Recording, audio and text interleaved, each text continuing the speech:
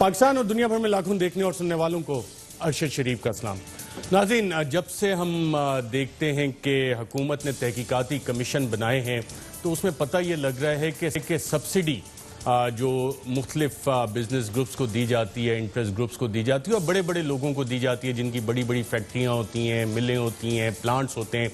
तो सब्सिडी होती क्या है और किस वजह से दी जाती है? आप किसी भी सेक्टर को उठा के देख लें, फर्टिलाइज़र सेक्टर को उठा के देखें तो वहाँ पता लगता है कि वहाँ भी सब्सिडी भी दी जाती है। साथ साथ 400 बिलियन रुपए का GIDC gas infrastructure development cess वो भी कंपनीज के पास पड़ा है। और साबिक अटॉर्नी जनरल अनवर मंसूर ने हमारे प्रोग्राम में ये बात कंफर्म की थी कि जी हाँ, ये हुकूमत है पाकिस्तान का पैसा, लेकिन बहरहाल उस केस का भी फैसला महफूज है, वो फैसला आना बाकी है।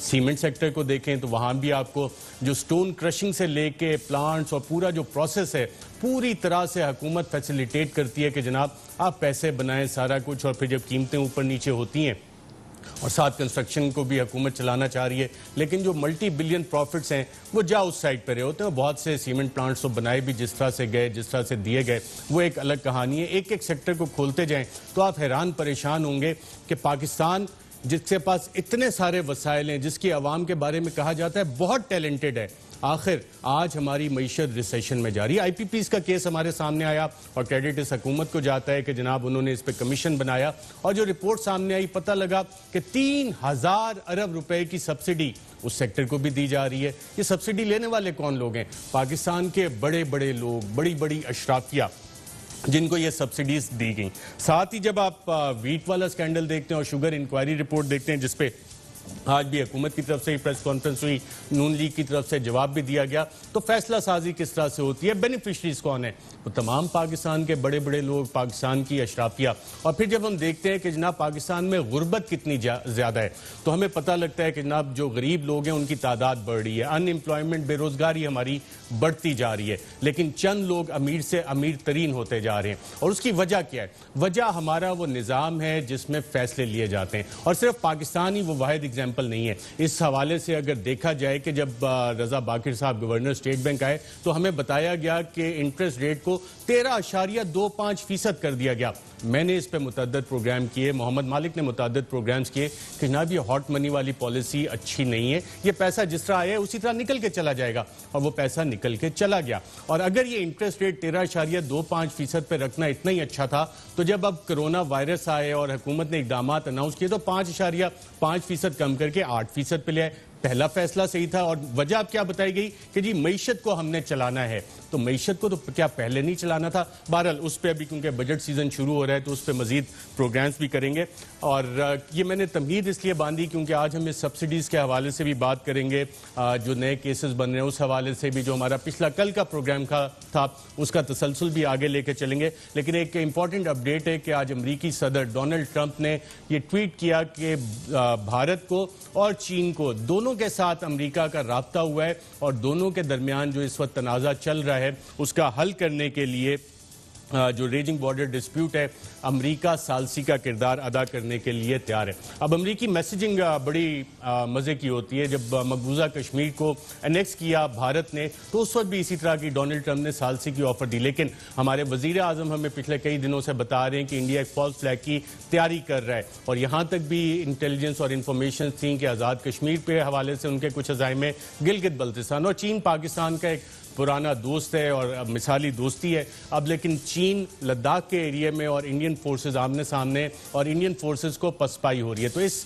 मौके पे अमेरिकन इंटरवेंशन हमें दोबारा देखने में नजर आ रही है। अभी कितनी सक्सेसफुल होती है नहीं होती, लेकिन बहरहाल चाइनीज अमरीकी इस ऑफर को हमसे बहुत बेहतर तरह से समझते हैं कि उसको रिस्पॉन्ड किस तरह से करना है, और जो इंडिया के हेजमनिस्टिक डिजाइन है इस रीजन में उसको चेक किया जा रहा है। मैं आज के प्रोग्राम की तरफ आता हूं नाज़रीन, लेकिन उस पर आने से पहले लाहौर में एक वाकया हुआ गालिबन चांद रात को, और कुछ खवातीन के घर में घुस के मुसल्ला गार्ड्स के साथ जिस तरह से वेंडलिज्म किया गया, मेरी इतलात ये है कि अभी तक इस हवाले से FIR नहीं हुई है। वीडियोस हमारे सामने मौजूद हैं और आइन का आर्टिकल 14 बड़ा वाजे करता है कि जो ये रियासत की जिम्मेदारी है कि जो प्राइवेसी ऑफ होम है और प्रोटेक्शन ऑफ द इंडिविजुअल उसको इंश्योर करे। मेरी रिपोर्टर से आपसे कुछ देर पहले लाहौर में बात हुई, उन्होंने कहा कि जी FIR नाम की चीज़ अभी तक कोई रजिस्टर नहीं हुई। तो ये रियासत की जिम्मेदारी है कि आइन पाकिस्तान के तहत हर पाकिस्तानी शहरी का को तहफ़्फ़ुज़ दे और ये ना हो कि जी जिसके पास आर्म गार्ड्स हैं या प्राइवेट सिक्योरिटी गार्ड्स हैं तो उस जोन में आके किसी के घर में भी घुस के मारधाड़ करे, तोड़ फोड़ करे और तनाज़ा जो मर्जी हो और इसमें जो भी किरदार सामने है उनके खिलाफ कानून के मुताबिक कार्रवाई होनी चाहिए। और ऐसे मामलात में हमने अक्सर ये भी देखा है कि पैसे दे दिला के सेटलमेंट भी हो जाती है और मामला दबा भी दिए जाते हैं, लेकिन आइन का आर्टिकल 14 बड़ा वाज़े इस हवाले से और अगर ये चीज़ें पब्लिक हो गई हैं तो अब ये रियासत की जिम्मेदारी है। लाजमी नहीं कि कंप्लेनेंट हो या बाकी रियासत खुद भी एक्शन ले सकती है, लेकिन अभी तक का इतलात यही है कि रियासत इस मामले पर खामोश तमाशाई है और दोनों साइडों से कुछ लेन देन की बात करके मामला सेटल करने की कोशिश भी की जा रही है। मैं अपने पैनलिस्ट का नाज़रीन आपसे तारुफ करवा दूँ। इस्लामाबाद से हमारे साथ मौजूद हैं बैरिस्टर शहजाद अकबर साहब, वज़ीर मुमलिकत बराए दाखिला, वज़ीर आज़म के मामले ख़ुसूसी बराए एहतसाब और वकील भी हैं बैरिस्टर शहजाद अकबर साहब। साथ ही हमें ज्वाइन कर रहे हैं मलिक अहमद खान साहब, वकील हैं, साबिक तर्जुमान पाकिस्तान मुस्लिम लीग नवाज की हुकूमत के, MP हैं, सीनियर रहनुमा हैं पाकिस्तान मुस्लिम लीग नवाज के। आप दोनों का प्रोग्राम में शिरकत का शुक्रिया। नाज़रीन, कल का प्रोग्राम हमने जहाँ पर छोड़ा था उसके चंद चीदा चीदा नुकात क्या थे, आइए देखते हैं। मिस्टर अली अहमद खान साहब हैं director strategy and planning chief minister office Punjab Lahore. दूसरे हैं निसार अहमद गिल साहब, ये भी चीफ मिनिस्टर सेक्रेटरिएट में रहे हैं, डायरेक्टर पॉलिटिकल अफेयर्स। इनकी कंपनी GNC के अंदर पैसा आता है बजरिया TT आता है, बाहर से पैसा आता है, सेम डे ये GNC में शिफ्ट हो जाता है, उसको ये वर्किंग कैपिटल दिखाते हैं, उस कंपनी के अंदर नामालूम पेमेंट्स आती हैं, वो सारा पैसा सुलेमान शहबाज, शहबाज शरीफ, हमजा शहबाज उनके अकाउंट्स में वहाँ से जा रहा है। शुएब मसरूर अनवर तवातर से कैश यहाँ से निकालते हैं, वही पैसे वो शहबाज शरीफ साहब के अकाउंट में जमा कराते हैं, सुलेमान के अकाउंट में जमा, हमजा के, बाकी फैमिली के लोगों में जमा कराते हैं। Each and everything is declared, documented. Good nature company SCCP में रजिस्टर्ड है, गुड नेचर कंपनी अपनी डिक्लेरेशंस FBR के अंदर देती है। Good nature company under the law of the land is a lawful entity, वो कोई पेपर कंपनी नहीं। तो पेपर कंपनी की डेफिनेशन में वो बिल्कुल फॉलो नहीं करती। सार Ahmad Gill political appointee, Ali Ahmad political appointee, ये सब लोग जो वहां पर थे, इनकी वहां पर जो अपॉइंटमेंट्स थी उनके मेरिट्स के मुताबिक थी। I know the gentleman, I know that they were there, ये तो मैं जानता हूं। अगर गुड नेचर कंपनी में से कुछ पैसे सुलेमान शहबाज के किसी बिजनेस कंसर्न में जाते हैं और वो कोई प्रोक्योरमेंट्स करती है good nature company, for example कोई लैंड परचेज कर लेते हैं और लैंड के अगेंस्ट कोई पेमेंट करती है जो सुलेमान शहबाज या हमजा शहबाज के किसी अकाउंट में जाती है, तो शहजाद साहब इज इट अ क्राइम? क्या कोई बंदा जो पॉलिटिकल ऑफिस होल्ड करे वो अपना बिजनेस नहीं कर सकता? Is this what we are saying? अगर किसी का मेरे साथ रिलेशन है वो कोई पॉलिटिकल पोजीशन नहीं ले सकता? कुल एडमिट कर गए कि निसार और अली अहमद पॉलिटिकल अपॉइंटेड थे और ये इनका बिजनेस भी था और ये सलमान शहबाज और शरीफ फैमिली के साथ बिजनेस कर रहे थे। तो ये तो आज मैं समझता हूँ कौम के लिए बड़ी अच्छी खबर है कि इनकी तरफ से क्लैरिटी आ गई। फ्रंट कंपनीज का जो किरदार होता है वो एक स्मोक स्क्रीन का होता है कि पॉलिटिकल ऑफिसेज के लोग अपने इर्द गिर्द लोगों को, जिनको आप बेनामी भी कह सकते हैं, उनके नाम के ऊपर चीजें बनाई जाती हैं और उनके नाम के ऊपर वो चीजें बना के उसमें से पैसा घुमाया जाता है। GNC का कोई लेजिटिमेट बिजनेस नहीं है, वो एक फ्रंट कंपनी है जिसके तहत चीजों को घुमाया जाता है। साठ रेडी के अंदर राशिद करामत जो है, जो कि 18,000 के ऊपर प्रोक्योरमेंट असिस्टेंट है शरीफ कंपनीज में, उसके नाम पे एक कंपनी बनाई जाती है। उस कंपनी के अंदर 42-43 करोड़ रुपए की ट्रांजैक्शन होती है। अगर 50 फील्ड 50K में ऑर्डरिंग कस्टमर, जिसको आप पापड़ वाला, कैश बॉय, मंजूर, मकसूद और पता नहीं क्या क्या कहते हैं, अगर वो हों तो भाईजान मैं जुर्मदार। अगर जो बेनिफिशियरी ऑफ दैट अकाउंट है जो कि ऑब्लिगेटरी है टू डिफाइन, उस ऑब्लिगेटरी में अगर डायरेक्टर ऑफ द कंपनी का नाम ना हो तो तब भी मैं जुर्मदार। सलमान शहबाज के दस्तखत हैं आर फॉर्म के ऊपर, साथ मंजूर पापड़ वाले के साथ अपना रिलेशन बता रहे हैं कि ये इन्वेस्टमेंट इन बिजनेस है। जी नाज़रीन, आज भी हमारे पास वही पैनल है क्योंकि इतना सेंसिटिव मामला है। लीडर ऑफ द अपोजिशन कौमी असम्बली, उनके हवाले से, और मलिक अहमद खान साहब बहुत शुक्रिया आपका कि आपने ज्वाइन भी किया।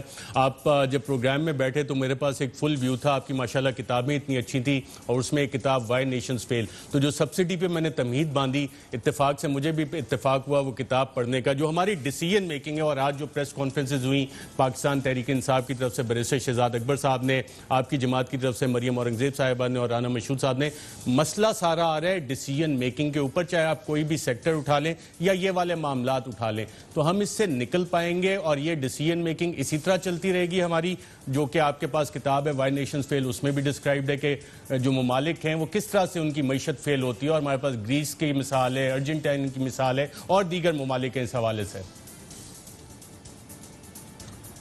सर देखिए, मैं जो कल का आपका प्रोग्राम था उसका एक तसलसल और जो शहजाद साहब की पूरी आर्गूमेंट थी उसके काउंटर में मैंने जो उनसे कहा वो आपके सामने है, जो कल हमने बात की। मेरा टोटल मुद्दा जो उस पर था उस पर मैं आपके साथ आपकी इजाज़त से इन अ सेकेंड आऊँगा, लेकिन देखिए डिसीजन मेकिंग जिस पर आपका अभी ये कंसर्न है और ये डिसीजन मेकिंग जो है इसकी बुनियाद पर आप ये फैसले करते हैं कि आपकी इकोनॉमी आज पॉलिटिकल स्टेबिलिटी एक फैक्टर है, लेकिन इकोनॉमी जो है वो रिसाउंडिंगली उसकी। वेलकम बैक नाज़रीन। टेक्निकल वजूहात की वजह से हमें फ़ौरन ब्रेक पे जाना पड़ा था, और मलिक अहमद खान साहब जो आप पॉइंट आइडेंटिफाई कर रहे हैं कि स्टेट प्रोसिक्यूशन जब करती है वो प्रोसिक्यूशन का एक इंप्रेशन दे रही है, जो आपको राइट ऑफ रिप्लाई है, जो अदालती प्रोसेस है उसके ज़रिए होना चाहिए। बैरिस्टर शहजाद अकबर साहब, पॉइंट आपने सुना, और डिसीजन मेकिंग के हवाले से भी, उस पर भी सब्सिडीज़ जो मैंने इतनी लंबी लिस्ट गिनवाई है उस पर कुछ कहना चाहेंगे आप?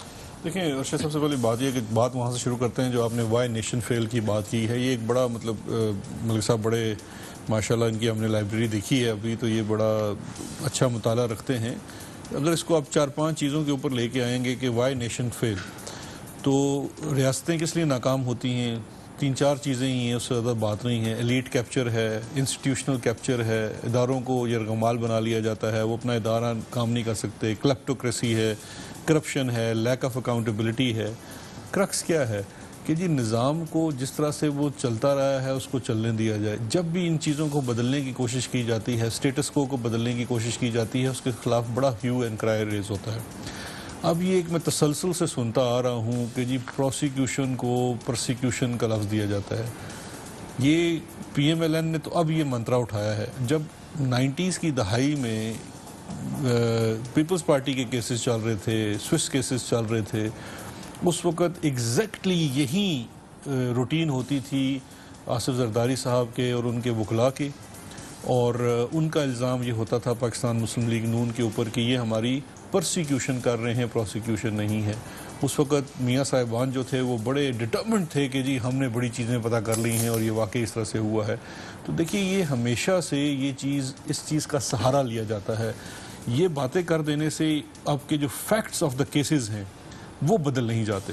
Facts of the cases in मामलात के अंदर ये हैं, चाहे आप चीनी के मामलात को उठा के देख लीजिए या जो TT वाले केसेस हैं उन मामलात को उठा के देख लें, दोनों मामलों के अंदर जो फैक्ट्स हैं वो मैटर रखते हैं, वो मैटर करते हैं। उसमें ये कहना कि जी ये इनका बिजनेस था, कोई हमारे कौम के अंदर, अवाम के अंदर कोई इतना भोला नहीं है कि वो ये कह ले कि जी अगर मिसाल के तौर पे सलमान शहबाज बिजनेस करता था और शहबाज शरीफ साहब के 2 पॉलिटिकल अपॉइंटीज उनके साथ अगर उनका कोई जायज़ कारोबार भी था तो उसको। अच्छा, ये तो गुड नेचर कंपनी की तो हम पिछले प्रोग्राम में बात कर चुके हैं, और मलिक अहमद खान साहब आज हमने अगली कंपनी की बात करनी थी, निसार ट्रेडिंग, उसमें भी यही मामला था, अलग मामला। लेकिन निसार ट्रेडिंग में तो थोड़ा सा मुख्तलिफ सा मामला मैं बात कर देता हूँ, फिर आप मलिक साहब से बात ले लीजिएगा। निसार, सर मैं आता हूँ आपकी तरफ, 1 मिनट में आता हूँ। निसार ट्रेडिंग के अंदर सबसे बड़ी बात है, और ये मलिक साहब के लिए मैं सवाल छोड़े जा रहा हूँ। निसार ट्रेडिंग एक कंपनी है जो राशिद करामत मसीह, जो कि गुलबर्ग के एक छोटे से इलाके में एक क्रिश्चियन कॉलोनी के रिहायशी है जहाँ शायद मोटरसाइकिल भी नहीं घुस सकती, उसकी 18,000 रुपये तनख्वाह है। वो शरीफ फीड मिल के अंदर मुलाजिम है।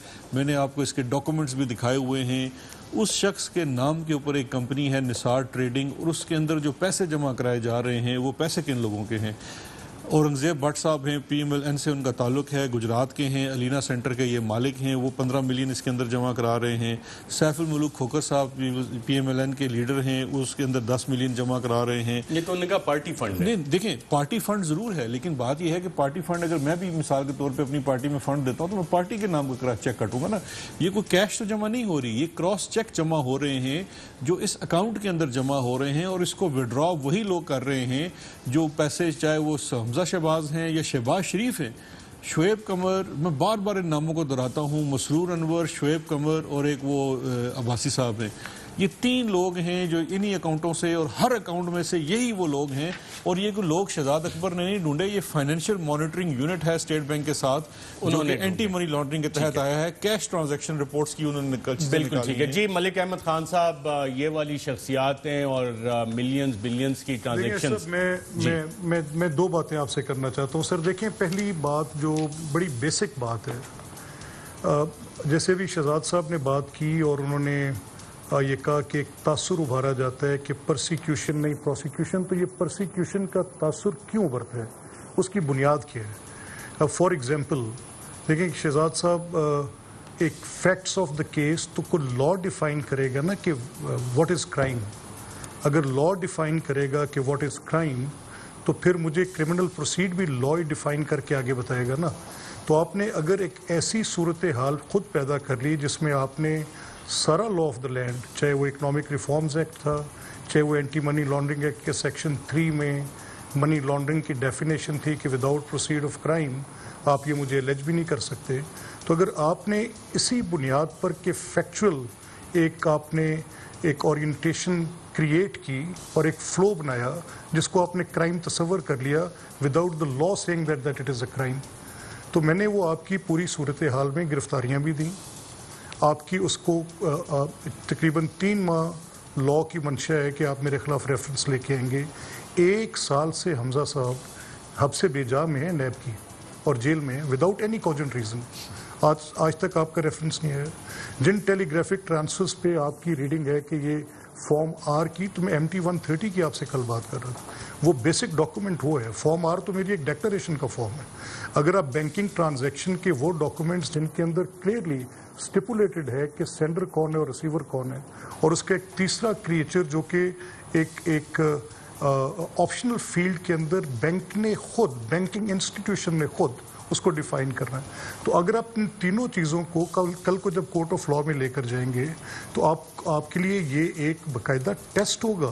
बिल्कुल ठीक है, आपके 4 पॉइंट्स आ गए। अदरवाइज मुझे एक बात और, मुझे सर एक लास्ट पॉइंट ये देना है, लेकिन मुझे आपने अदरवाइज मुझे आप कैबिनेट के मेंबर हैं, आप जानते हैं इसमें शरफुद्दीन केस है, मलिक असद केस है, आप लॉयर हैं, आपकी ये बैकग्राउंड है। मुझे पता है कि अगर आप बहसीयत कैबिनेट मेंबर किसी भी इन्वेस्टिगेशन को कंट्रोल करेंगे या प्रोपोगेशन भी आप जो कर रहे हैं, यानी आप एक प्रेस टॉक करते हैं एक ऐसे सब्जेक्ट मैटर की जो कि एक्चुअली सब्जेक्टिस है, और आप एक एग्जीक्यूटिव की हैसियत से, जो कि कैबिनेट के मेंबर की हैसियत से आके प्रेस टॉक करेंगे, तो सर ये प्रोसिक्यूशन राइट। अब आपके 6 सवालात आ गए, रीजन प्रोवाइड करेगी कि हम इस पर राइट। मलिक अहमद खान साहब पूछ रहे हैं, एक तो जी क्रिमिनलिटी क्या है, क्राइम क्या है, दूसरा उन्होंने कहा जी economic reforms act, anti money laundering law, इनमें वायलेशंस किधर हो रही है, वो वाली चीज़ बता दें। हमजा शहबाज को 3 महीने नायब के कवानीन कहते हैं, आपने 1 साल से हब्स से बेजा में रखा, इलीगल कन्फाइनमेंट।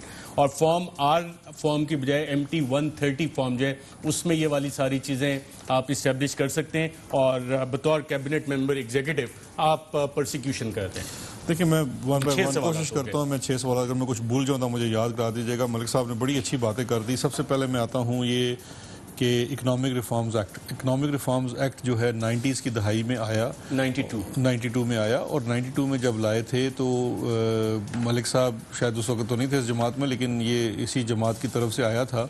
और उसके बाद मुझसे ज़्यादा शायद आपने प्रोग्राम किए हुए, और मुझसे ज़्यादा आप इस पर फजीलत रखते हैं कि जो इसहाक डार की अलमशहूर काजी फैमिली वाला केस था, हुदैबिया पेपर मिल वाला, वो पूरी कौम के सामने शायद है कि किस तरह से बैंकों के अंदर अकाउंट्स खुला के काजी फैमिली के आइडेंटिटीज़ यूज़ करके इन चीज़ों को जो फ़ौरन, बिकॉज लॉ क्या है, मैं आवाम की सहूलत के लिए बड़ी आसान, क्योंकि ये देखें हम जितनी भी लीगल लैंग्वेज में बात कर लेंगे आम आदमी नहीं समझ सकता। आम आदमी के लिए जानना ये ज़रूरी है कि 90 की दहाई में एक कानून बना जिसके तहत ये कहा गया कि बाहर से जो पैसा आएगा उसके ऊपर कोई सवाल नहीं किया जाएगा कि इसका ओरिजिन क्या है। वक्त गुजरने के साथ ये कानून बड़ा मॉडिफाई हो चुका है, लेकिन उस वक्त के कानून के तहत यही था। तो उस वक्त जो आवाम के सामने आया, ना उस वक्त शहजाद अकबर था, ना मलिक साहब थे, हम दोनों मेरे ख्याल स्कूल कॉलेज में होंगे उस वक्त हुआ क्या, उस लॉ के आने के बाद बरतानिया में एक काजी फैमिली है जिनके यहाँ शायद इसहाक डार साहब जब स्टूडेंट थे तो रहते थे, उनके आइडेंटिटी पेपर्स इस्तेमाल होते हैं और उनके नाम के ऊपर फॉरेन करेंसी अकाउंट खुलते हैं लाहौर के अंदर, और वहाँ से पैसे ट्रांसफर्स होते हैं in million of dollars into their accounts, और वहाँ से फिर वो पैसे ट्रांसफ़र हो जाते हैं शरीफ फैमिली के अकाउंट्स में। इसको मैनेज कर रहे थे इसहाक डार साहब। इसी चीज़ के ऊपर उन्होंने एक अपना जो केस भी खत्म हो गया, ठीक है। चौधरी शुगर मिल में वही मेथोडोलॉजी, आपके कहने का क्या मतलब ना सिर्फ चौधरी शुगर मिल में, ये देखिए सिर्फ ये जो टीटी वाला मामला है ये भी एग्जैक्टली उस तरह से है कि अब मैं सिर्फ पूरी फैमिली में से सिर्फ एक शख्स की मिसाल देता हूँ, सलमान शहबाज। सलमान शहबाज की जो पर्सनल एसेट्स हैं उसके अंदर 1.5 अरब रुपए का इजाफा होता है 7 से 8 सालों में। उस 1.5 अरब के इजाफे के लिए FBR के जो कानून के तहत वो अपने आप को बताते हैं कि जी ये पैसा बाहर से आया है सारा, और वो टीटियां दिखाते हैं।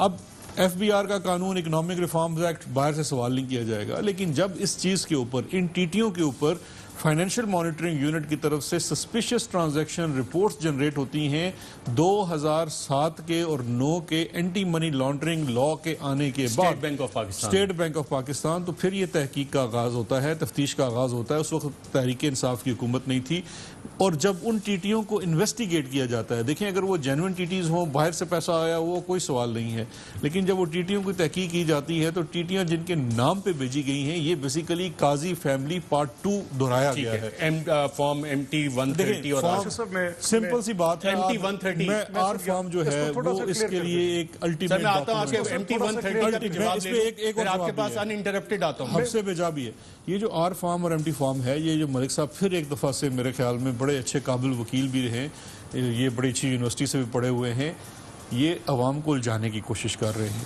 आर फॉर्म जो होता है, जब मेरे पास रेमिटेंस वसूल होगी तो मैं उसके ऊपर साइन करता हूं कि ये मैं किस मद में ले रहा हूं और मैं इसको आइडेंटिफाई करता हूं। सलमान शहबाज ने, हमजा शहबाज ने, नुसरत शहबाज साहिबा ने, तमाम लोगों ने जिनको ये फॉरेन रेमिटेंस आई हुई है, उन्होंने इन फॉर्म्स के ऊपर दस्तखत करके कहा हुआ है कि मैं मंजूर अहमद से वसूल कर रहा हूँ, ये पैसे मेरे कारोबार में इन्वेस्ट कर रहे हैं।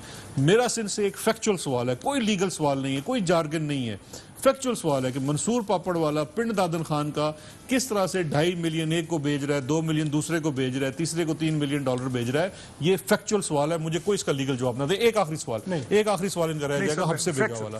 मलिक साहब ये कह रहे हैं, हब्से बेजा पे मलिक साहब कह रहे हैं कि हमजा शहबाज को 1 साल से ज्यादा हब्से बेजा में रखा हुआ।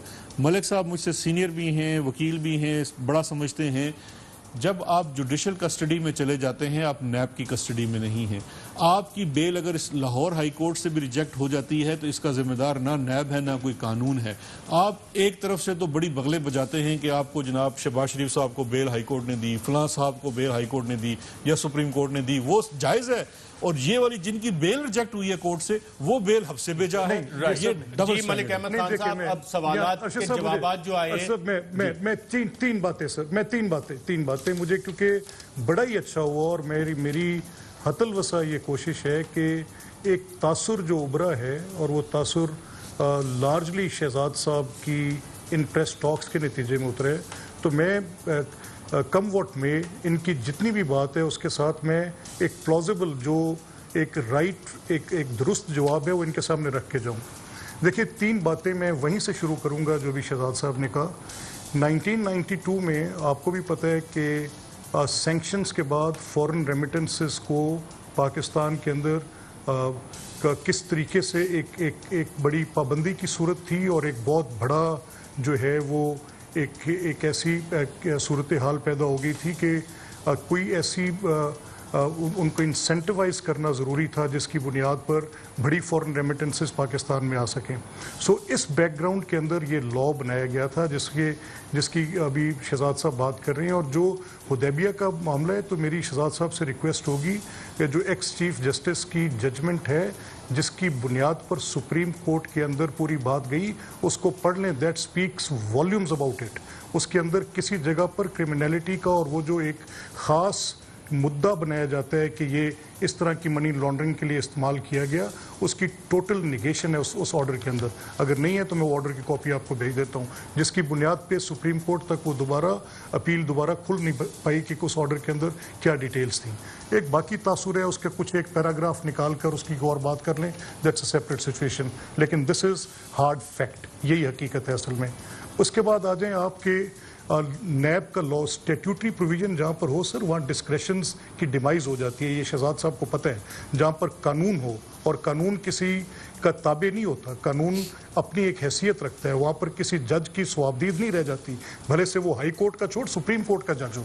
अगर कानून ये कहता है कि आपने 3 माह के अंदर हमजा साहब के खिलाफ रेफरेंस फाइल करना है, अगर आपने जेरे हिरासत तफ्तीश के लिए लिया है तो जुडिशल तो वो आपकी रिक्वेस्ट पर गए, तो उस 3 महीने के कानून को फॉलो अप तो और उसको बिल्कुल सरपास करके इग्नोर करके बिल्कुल उसको throwing away trashing it out, तो वो तो आपकी उस एजेंसी का काम है जिसने मुझे इलीगल कन्फाइनमेंट में रखा हुआ है। मैं कैसे मानूं कि जज की डिस्क्रेशन या किसी हाई कोर्ट का कोई कंसर्न होगा?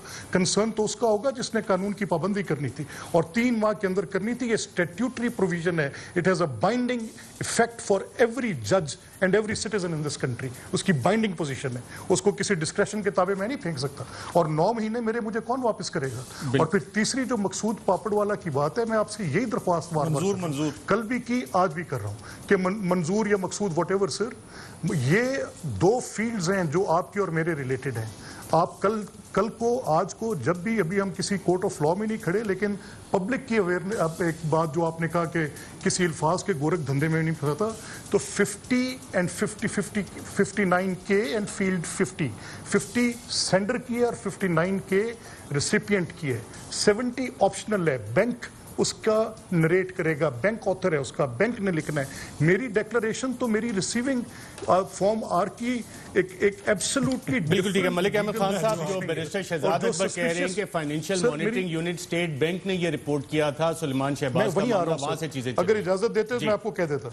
देखिए, आप स्टेट बैंक की जो फाइनेंशियल मॉनिटरिंग यूनिट है, वो कोई ट्रांजैक्शन मैं अपने अकाउंट में अगर आज 5 मिलियन रुपया डालूंगा तो FMU मुझे, मेरी अगर वो फॉरेन रेमिटेंस होगी या एक्स अमाउंट से ज़्यादा होगी, तो FMU उसको वैसे ही अपने हुक पे लेगा, उसके रडार पर वो आएगा, उसकी एक मेंटेन होगी शीट। शहजाद साहब को मुझे उससे ज़्यादा पता है, शहजाद साहब को, क्योंकि आज तो वो कॉग्निजेंट है पूरे रिकॉर्ड के, आज वो स्टेट बैंक के साथ भी इंटरेक्ट कर रहे हैं, सबके साथ कर रहे हैं। So each and every transaction वो स्टेट बैंक के उस मॉनिटरिंग रडार के ऊपर होती हैं। वो कोई ऐसी बात, कोई अचंभे की बात ये कि मतलब एक, अगर आप देखें ना शहजाद साहब, देखें मेरी बात सुनें, अगर आप मुझे एक कांस्टेंट मेरी एक इनकमिंग जो वो हैं जो ट्रांजैक्शंस हैं आपके, तो ये भी इल्म में है ना सर कि अगर आप कुछ पैसे बाहर भेजते हैं तो there is no law which asks you to declare that. जरा ये भी थोड़ा, लेकिन जो सवाल यहाँ पे आ रहा है कि ये सारे पैसे उनके अकाउंट में, देखिए बात सुनिए, कोई not a single fact will constitute an offence unless it is defined by the law, it is an offence. ठीक है, तो इसमें जुर्म क्या है, ये सवाल मलिक अहमद खान साहब पूछे। ये मैं कैसे बताऊं और किसके हाथ पे ढूंढूं? जो 2-3 चीजें मलिक साहब ने बात की, बड़ी इंटरेस्टिंग बातें की हैं। अब उनके अंदर सेल्फ कॉन्ट्रडिक्शन है। मिसाल के तौर पे जहाँ पे हुदैबिया के ऊपर उन्होंने कहते हैं कि सुप्रीम कोर्ट के फैसले को सराहते हैं, लेकिन सुप्रीम कोर्ट ने नवाज शरीफ साहब के ऊपर जो फरमुदात दी हुई हैं उसको बिल्कुल इग्नोर कर देते हैं। खुद ये समझ, इनको पता है कि जो ये केस है इसके अंदर जो अपील थी नैब की, वो सिर्फ टेक्निकली टाइम बार होने के ऊपर हुई। मैं सिर्फ पॉइंट वाइज इन चीज़ों पे जाता हूँ। दूसरी, मलिक साहब ने जो बड़ी ज़्यादती कर दी वो ये कर दी कि जी बैंक जवाब देगा, जी कि एक मैं जवाब दे हूँ सेंडर और वो रिसीवर का, और जो तीसरी फील्ड है वो बैंक ने भरनी है। यार फिर मैं आपसे बात करता हूँ अर्शद, कि एक आम आदमी के लिए कि पैसे मेरे अकाउंट में आ रहे हैं, भेजने वाला एक कोई भी दूसरा आदमी है, लेकिन मैं इल्ज़ाम सारा बैंक पे डाल दूं कि जी बैंक ने बताना था, बैंक ने ये करना था। और जो सबसे ज़्यादा मलिक साहब ने एक ज़्यादती कर दी, और अगर इनको नालवी में हुई तो मैं पहले से माजरत कर लेता हूँ FMU के किरदार के बारे में। हर ट्रांजैक्शन जो बड़े अमाउंट की होती है वो STR का हिस्सा नहीं बनती। पूरा जो मैकेनिज्म जो एंटी मनी लॉन्ड्रिंग एक्ट है उसके तहत FMU का दिया हुआ है, उसके अंदर ये होता है कि जो भी सस्पिशियस ट्रांजैक्शन होती है वो पहले FMU खुद उसको देखता है। अगर वो खुद बैंक से बात करके और लोगों से करके अगर उसको सेटिस्फाई कर पाता है तो that is not converted into STR, suspicious transaction report. वो सस्पिशन ट्रांजैक्शन रिपोर्ट भेजी जाती है तब जब वो उसके अंदर एक प्लॉजिबल केस होता है, फिर वो किसी तहकीकाती इदारे को भेजी जाती है और उसके अंदर कानून के अंदर सिर्फ 3 या 4 इदारे हैं जो दे दिए गए हैं। इसमें FBI है, इसमें नैब है और उसमें FIA है। इन इदारों को वो चीज़ें भेज दी जाती हैं। तो ऐसा हरगिज़ नहीं है। अब आ जाते हैं क्राइम के ऊपर। क्राइम ब्रेक के बाद कर लें क्योंकि ये सवाल बार बार आ रहे हैं। एक मुझे वक्फा लेना है अहमद खान साहब, जो आपका बेसिक सवाल है कि जी ऑफेंस कौन सा है, इसमें जुर्म कौन सा है, उस पर बात करते हैं एक वक्फे के बाद। वेलकम बैक नाज़रीन। अहम सवालात और उनके जवाबात दोनों साइडों से। मलिक अहमद खान साहब, ब्रेक पे जाने से पहले आपका वो वाला सवाल था, अगर आप चाहते हैं तो मैं उधर से शुरू कर लेता हूं कि जुर्म क्या है, या कि मैं आपसे शुरू कर लूं दोबारा। सर मैं दो बड़ी बुनियादी बातें, देखिए ना, मैंने शहजाद साहब से जब ये बात की तो एक मैकेनिज्म प्रोवाइडेड है कि स्टेट बैंक की परमिशन के बगैर, मैं जो बात कह रहा था जिस पे शहजाद साहब ने कहा कि मैंने ज्यादती कर दी और STRs में सिर्फ वही आते हैं जिसकी इन्वेस्टिगेशन वो मॉनिटर करने के बाद भेजते हैं। पर एवरी ट्रांजैक्शन स्टेट बैंक की एक लॉ के ताबे परमिशन के साथ प्रोसेस होती है। So what ever is being, जो भी हम फॉरेन इन्वेस्टमेंट्स आ रही हैं वो स्टेट बैंक की परमिशन के साथ आ रही हैं। तो इसमें क्या क्रिमिनलिटी है जिसके सारे आप टैक्सेस पे करते हैं, FBR को डिटेल सारी प्रोवाइड करते हैं। तो it is a very strange suggestion any how, क्योंकि कोई लॉ इसको किसी तरीके से भी एज अ क्रिमिनल एक्ट या किसी क्रिमिनलिटी के तौर पे अप्रीहेंड नहीं कर रहा किसी जगह पर भी। अब मैं अच्छा, इसके साथ एक बात और क्योंकि शहजाद साहब के लिए कन्वीनियंट हो जाएगा। दूसरी बात, शहजाद साहब ने मुझे ये कह दी कि सुप्रीम कोर्ट के वो फैसले जो आपके खिलाफ हैं उन पर आप मुतरज़ होते हैं। तो मैं इस वजह से मुतरज़ था, मैं सुप्रीम कोर्ट के उस फैसले पर भी जो मियां नवाज शरीफ साहब के खिलाफ भी है, प्रॉब्ली शहजाद साहब वाज रिफरिंग टू दैट। तो मैंने तो उस पर भी जो 5 सवाल आज तक मुझे उस फैसले पर नहीं मिल सके कि क्या वो केस ऑफ फर्स्ट इंप्रेशन था, क्या एग्जीक्यूटिव अथॉरिटी को जुडिशल ऑर्डर के ज़रिए इनक्रोच नहीं किया गया, क्या कोई JITs की तश्कील जिसकी कॉम्पोजिशन। ये तो वो सवालात थे ना जो कि आप अपील में और लीगली सारे उठाए और आज तक क्लोज ट्रांजैक्शन हो गई। अब वो पॉलिटिकल आर्गुमेंट है क्या? मैं सिर्फ दो बातें जी मैं सिर्फ दो बातें कहना चाह रहा हूँ कि देखिए ना, अभी शहजाद साहब ने ये भी कहा कि सुलेमान शहबाज साहब की लार्जली ये जितनी ट्रांजैक्शंस आई, सुलेमान शहबाज साहब की एक छोटी सी कहानी है, अगर इजाजत हो तो मैं दे दूं। सर, मैं आपके सवालात का जवाब ले लूं, फिर मैं वापस आके वो कहानी भी सुनता हूं आपसे। 2 बेसिक सवाल हैं कि जुर्म क्या है, और स्टेट बैंक को मालूम था कि ये फॉरेन रेमिटेंसेज आ रही हैं, फॉरेन इन्वेस्टमेंट आ रही है, और FBR के पास सारी चीज़ें डिक्लेयर्ड हैं, तो फिर जुर्म किधर? बिल्कुल, ये बहुत अच्छा इन्होंने किया कि इसको बड़ा आसान कर दिया मलिक साहब ने, और मैं इनका बड़ा शुक्रगुजार हूँ, क्योंकि इसमें मेरा ख्याल है कि समझाने में आसानी हो जाएगी। देखिए, जब कोई एक फॉरेन रेमिटेंस आती है वो अलाउ कर दी जाती है R फॉर्म को साइन करने के बाद। स्टेट बैंक जो है एक रेगुलेटर है, वो एक रेमिटेंस आ रही है, वो देखता है कि ये चीज़ें पूरी हैं, फील्ड्स हैं, फॉर्म्स हैं, वो पूरी हैं, वो चली जाती हैं। FMU जो है वो एक इंडिपेंडेंट इदारा है जो 2007 के बाद से पाकिस्तान में बना है। दुनिया के तमाम ममालिक के अंदर इस तरह के फाइनेंशियल इंटेलिजेंस यूनिट्स हैं। वो ये देखता है कि जो पैसे ट्रांसफ़र हो रहे हैं, ट्रांसमिट हो रहे हैं, उसको रोकता नहीं है, उसके पास रोकने का इख्तियार नहीं है।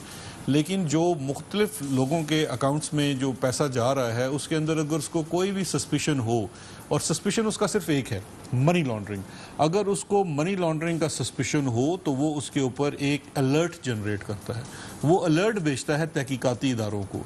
इसी तरह से इस केस के अंदर एक अलर्ट जनरेट हुआ जिसको FMU की ज़ुबान में या फाइनेंशियल इंटेलिजेंस यूनिट की ज़ुबान में सस्पिशियस ट्रांजैक्शन रिपोर्ट कहा जाता है। वो alert multiple wealth order UK के उसी तरह से एग्जैक्टली वही चीज़ है, वो भी इनिशिएट करता है सस्पिशियस ट्रांजैक्शन रिपोर्ट्स के ऊपर।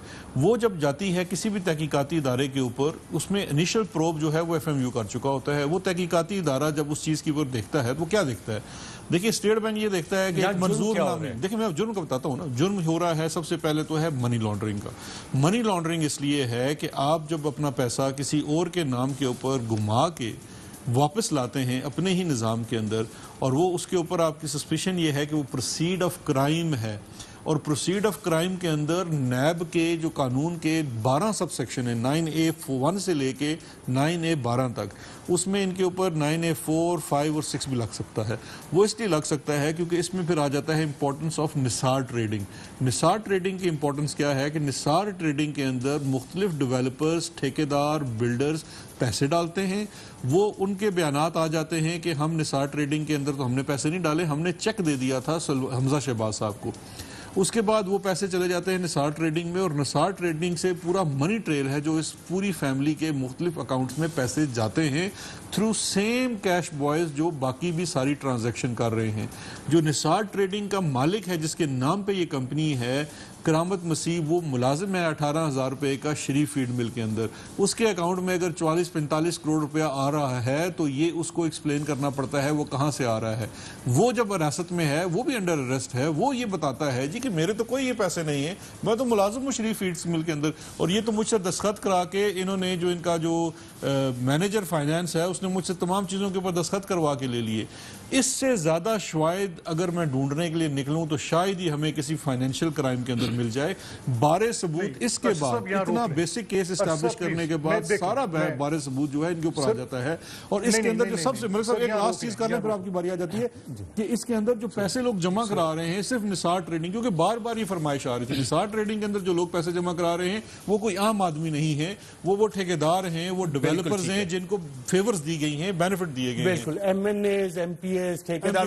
मलिक अहमद खान साहब, आपका सवाल जो था उससे ये सर मैं फ्रेम कर दूं आपके लिए आसानी हो जाएगी। मनी लॉन्ड्रिंग, आपने सवाल किया जुर्म क्या, वो कह रहे हैं मनी लॉन्ड्रिंग हुई, प्रोसीड्स ऑफ क्राइम है, करामत मसीह और इस जैसे फ्रंटमैन है जो कि पैसे डाल रहे हैं और इसकी सोर्स मालूम नहीं है इन पैसों की, और नैब के काफी सारे सेक्शन इस हवाले से लगते हैं। जी सर नहीं, देखें ये बेसिकली इसी बात पर तो मैं मोतरज़ हूँ। देखें कि जो आपने आपके और मेरे सामने जो मसला था, वो मसला ये था कि आप मुझे जो ट्रांसफ़र्स की बात थी, अब आप एक अकाउंट पर जिस अकाउंट को आप निसार ट्रेडिंग कंपनी और उसके अंदर भेजे गए पैसों की आप बात कर रहे हैं, उसकी तफसील और इस ट्रांसफ़र्स की जिन टेलीग्राफिक ट्रांसफ़र्स की तफसील है, इनके अंदर आपको कौन सा वो रिलेशन है जो आपने साबित कर लिया और जो आपने तसव्वुर कर लिया, इन दो के अंदर फ़र्क है आपका। अब आपने ये एक अजम्पटिव नेचर पर एक तसव्वुराती ये आपने ये एक पोजीशन ले ली कि क्योंकि ये निसार ट्रेडिंग में आए हैं, इसमें ये शुएब मंसूर ने निकाले हैं, ये शुएब कमर ने निकाले हैं, जो भी उनके नाम हैं, जो एम्प्लॉइज़ हैं, जो उनके कैश बॉयज़ हो सकते हैं, जो भी हैं। आप एक प्रिक्योरमेंट मैनेजर, जो शरीफ फीड मिल्स का प्रिक्योरमेंट मैनेजर है, अब in which length of imagination Karamat Masih procurement manager है कि एक ऐसा शख्स जो एक प्रिक्योर, मेरी सुन ले बात ना, ठहरे एक बात मुझे पूरी असब करने दें। अगर मैं आप जो शहजाद साहब का पूरा आर्गूमेंट है, मैं उसको ये समझूं कि शहजाद साहब शायद ये साबित कर रहे हैं कि जो उन्होंने तसव्वुर कर लिया वो जुर्म है, और जो ये कह रहे हैं कि इनकी ये जो ट्रांसफर्स आ रही हैं, जिसकी एक 15 बिलियन की इनहेरिटेंस है, जिसकी एक इतनी बड़ी एक बिजनेस है जो कि पाकिस्तान की इकॉनमी में कंट्रीब्यूट करती है, जो हज़ारों मुलाजमीन के बड़े यूनिट्स चलाते हैं, वो इस 45 करोड़ रुपए की एक अमाउंट की बात को कि वो उनकी मनी लॉन्ड्रिंग के प्रोसीड ऑफ क्राइम के अंदर आप उसको बिल्कुल ठीक है। करामत मसीह प्रोक्योरमेंट मैनेजर है, वो कह रहे हैं 18,000 का मुलाजिम है। समथिंग नहीं, सुन ले ठहरे, नहीं मेरी सुन ले बात ना, वो मैं शहजाद साहब के इस आर्गूमेंट पे कह रहा हूँ, और उसका मैं सिर्फ एक काउंटर आपको दे रहा हूँ कि अगर एक फीड मिल्स का जो प्रिक्योरमेंट का मुलाजिम है, अगर वो कहीं जाकर कोई कहीं चेक साइन करता है या किसी लेट्स से उकाड़ा की मंडी में या कसूर में कहीं चला जाता है, वो CEO है कंपनी का, तो वो क्या नहीं, देख लेना मेरी बात सुनने, ठहर जाए। यहाँ पर जो CEO की ये डेफिनेशन शहजाद साहब दे रहे हैं और उसको लिंक कर रहे हैं फॉर फॉरेन रेमिटेंसेस, उनका आपस में कोई एक रब्त अगर है तो शहजाद साहब मुझे जिसको कह रहे हैं कि इससे नेकेड और इससे क्लियर बात क्या लेकर हम कहें कि यही तो हम कह रहे हैं कि इतनी नेकेड। सर जो शहजाद अकबर साहब ने अभी भी ये सवाल आपसे जब आपने जुर्म का पूछा, उन्होंने कहा यहाँ पे पॉलिटिशियंस पैसे डालते रहे, पॉलिटिकल पार्टी के फंड के नाम पे ठेकेदार डालते रहे।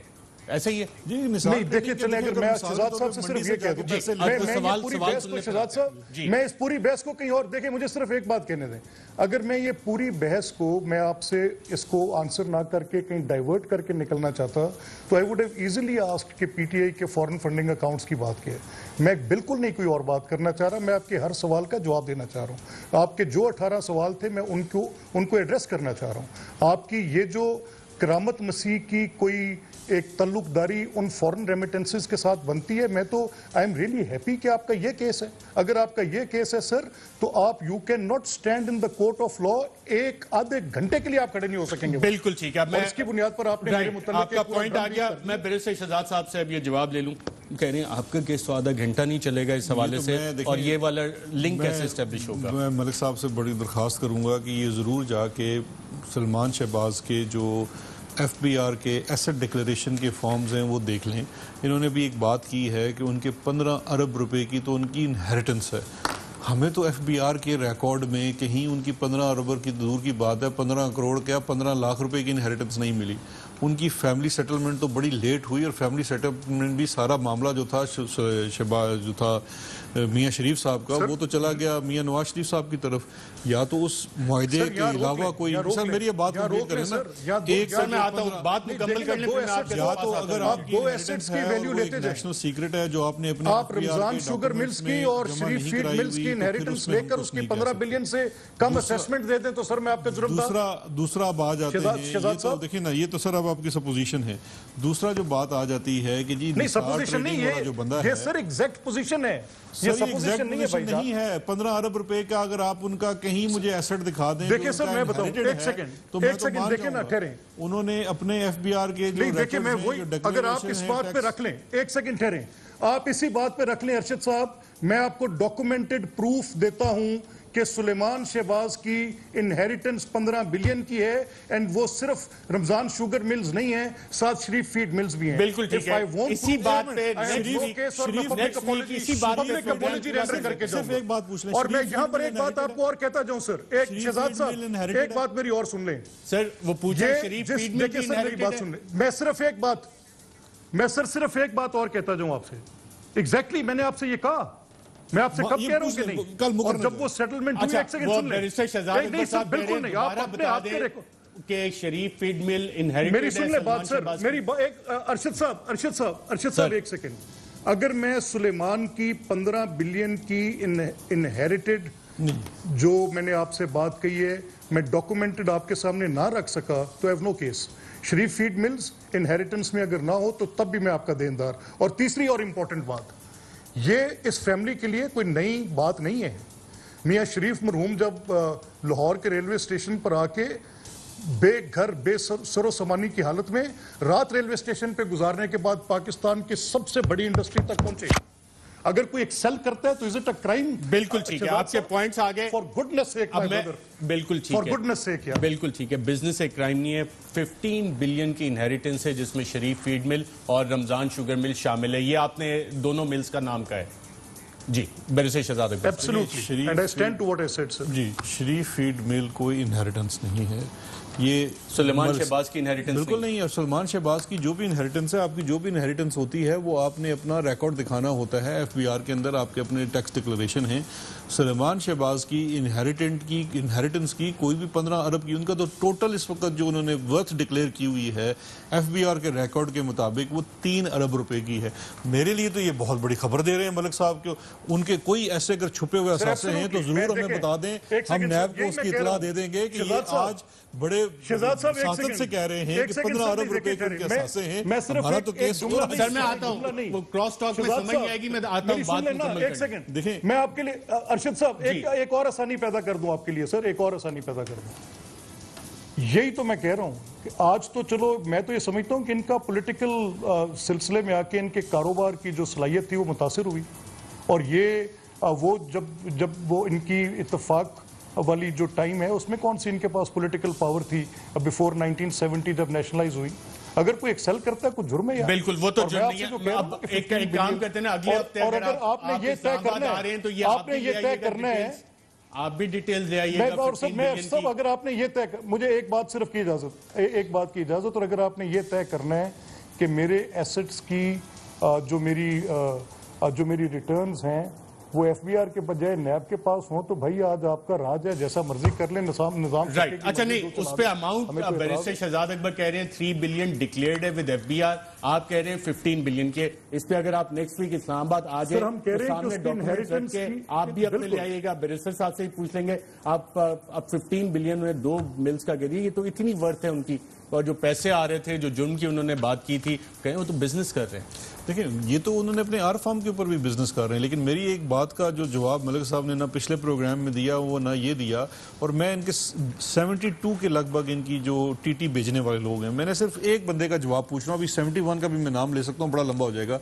मंजूर पापड़ वाले का साथ कौन सा इनका बिजनेस है जो कि इनको लंदन और यूएई से पैसे भेज रहा है? या तो मुझे ये इस चीज का कुछ जवाब दे दें, अगर ये सिर्फ ये भी साबित कर देना, ये सिर्फ ये बता दें कि मंजूर पापड़ वाले का पासपोर्ट बना हुआ है, तो हमारा केस खत्म। खान साहब का बहुत शुक्रिया प्रोग्राम में शिरकत करने का।